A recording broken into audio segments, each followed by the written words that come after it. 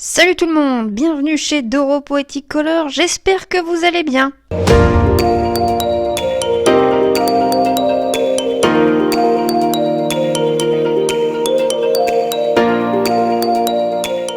Après vous avoir partagé le combo couleur de Simba et celui de Nala, je vous propose aujourd'hui ceux de Scar. Suite à la publication de mon test combo sur ce colo, et de vos réponses positives, je suis prête aujourd'hui à vous montrer tout ça. Ces combos sont donc uniquement au crayon de couleur avec les marques suivantes: Polychromos, Prismacolor, New Doer Gangui, les Black Widow et les Holbein. Faites pause sur la photo et prenez bien note de ces combos couleurs. Contrairement à Simba et Nala où nous pouvions remarquer certaines différences de couleurs et de rendu avec les différentes marques de crayons que je vous avais partagées, eh bien je trouve que pour Scar il n'y en a pas vraiment. En tout cas, donnez-moi vos avis sur ce point. J'ai donc choisi de vous réaliser le combo avec les Polychromos de Faber-Castell, même si pour moi ce ne sont pas mes crayons préférés pour colorier à sec. Cela vient, je pense, du fait que je possède d'autres marques bien plus grasses et donc plus agréables à utiliser à sec. Et maintenant, c'est parti, nous allons mettre en pratique ce combo couleur sur une illustration du bloc Le Roi Lion sorti le 12 juin avec les Polychromos de Faber-Castell. Je commence par placer ma base avec la couleur la plus claire, en l'occurrence ici la 183 et la 103. Pour colorier à sec, je vous conseille vivement d'avoir plusieurs couleurs. Déjà d'une, cela vous évitera d'user trop vite vos crayons, car en coloriant à sec, même avec un seul crayon, il vous faudra réaliser plusieurs couches pour obtenir un résultat intense et sans trace. De deux, avoir plusieurs couleurs vous permet d'avoir de jolis dégradés et effets d'ombre et de lumière pour un rendu beaucoup moins plat.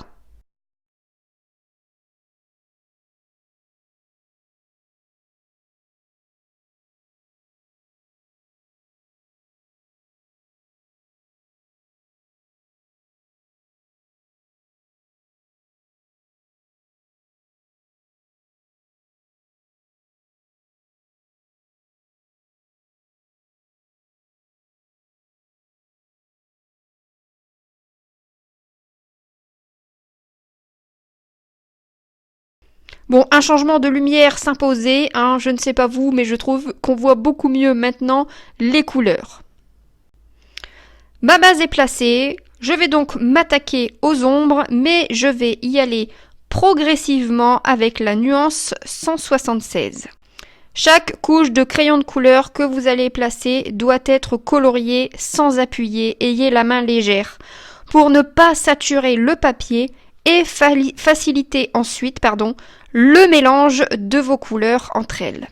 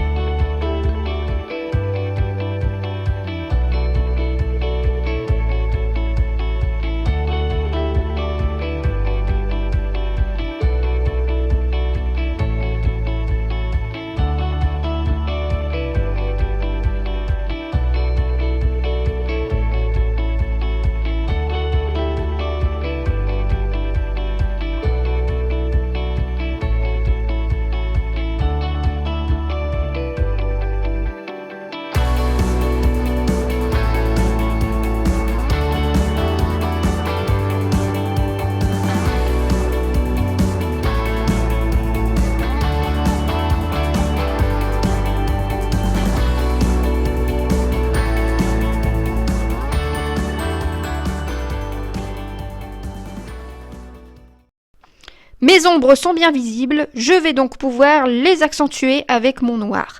Mais attention, je vais tout de même reprendre mon crayon référence 176 pour blender le noir et pour avoir un beau fondu dans mes couleurs.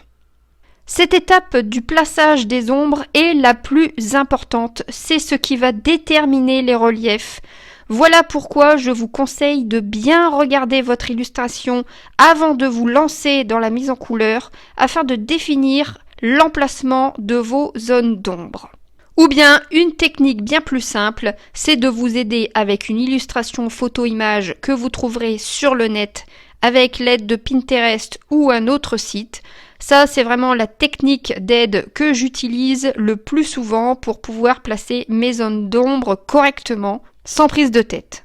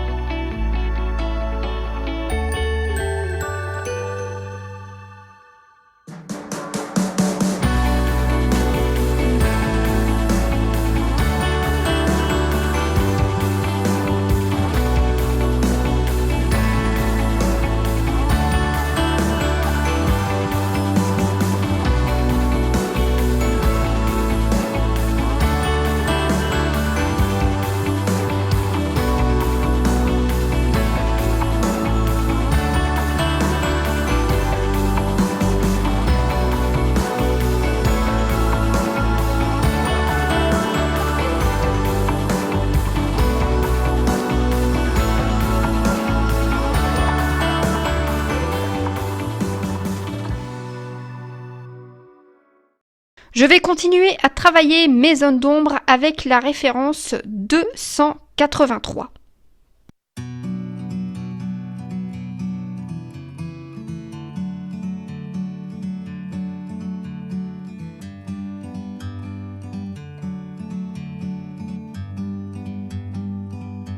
Like a bird on a tree,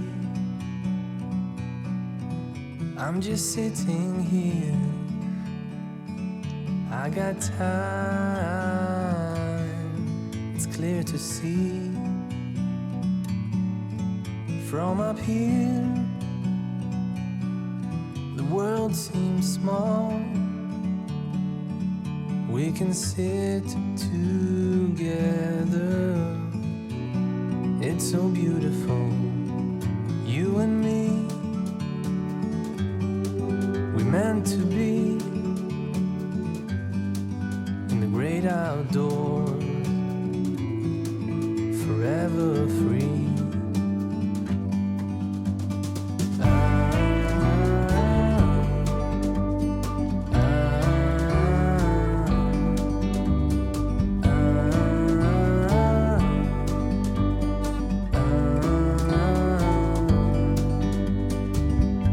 Sometimes you need to go and take a step back to see the truth around. Et nous passons à l'étape couleur, c'est-à-dire que maintenant que mes ombres sont placées, je vais m'attaquer à la couleur du personnage. Scar étant orangé, je vais pour cela utiliser le 188 pour commencer, en recoloriant sur ma zone d'ombre, puis en élargissant ma zone. From a distance you can tell.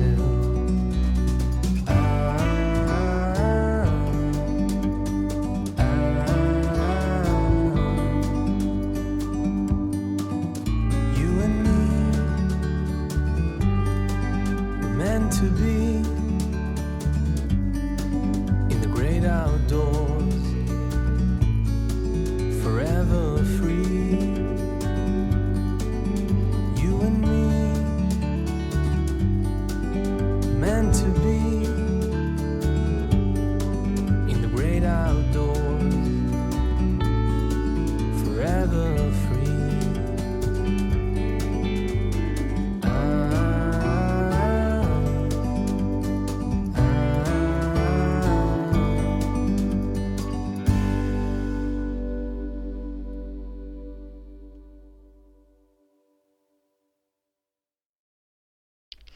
Avec la référence 186, je vais continuer à créer cette couleur orangée et je vais la placer sur quasiment la totalité de la surface.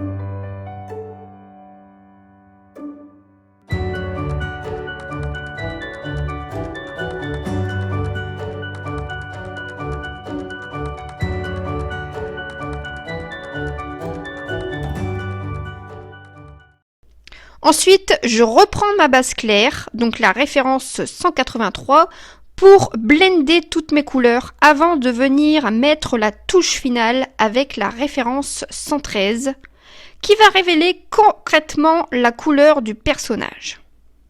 Pour avoir ce rendu orangé, mais pas trop intense non plus, je pense que toutes les étapes que je viens de vous présenter maintenant sont vraiment obligatoires pour réussir à avoir le résultat de la vraie couleur de Scar.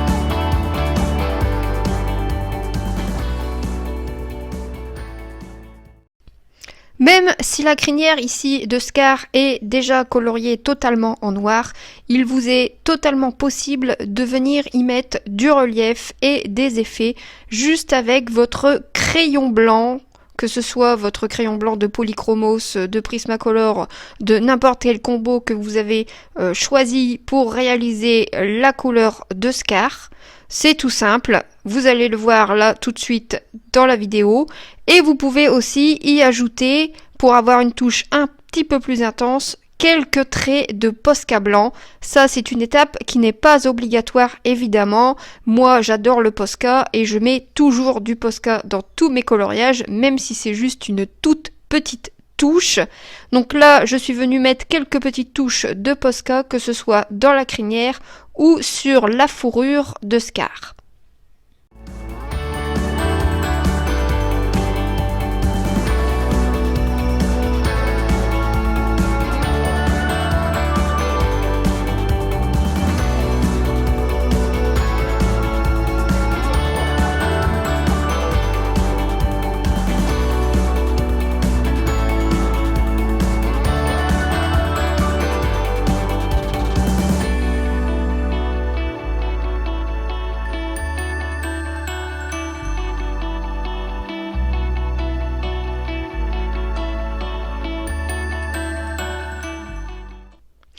Eh bien, la vidéo touche à sa fin, mes amis. J'espère qu'elle vous aura plu et qu'elle vous aidera pour mettre en couleur notre cher Scar.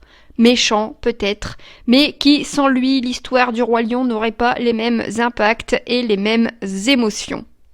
N'hésitez pas à me mettre vos avis en commentaire, vous savez que ça me fait plaisir à chaque fois d'avoir vos retours. Et je vous dis maintenant à très bientôt dans une prochaine vidéo. Et je vous fais des gros bisous.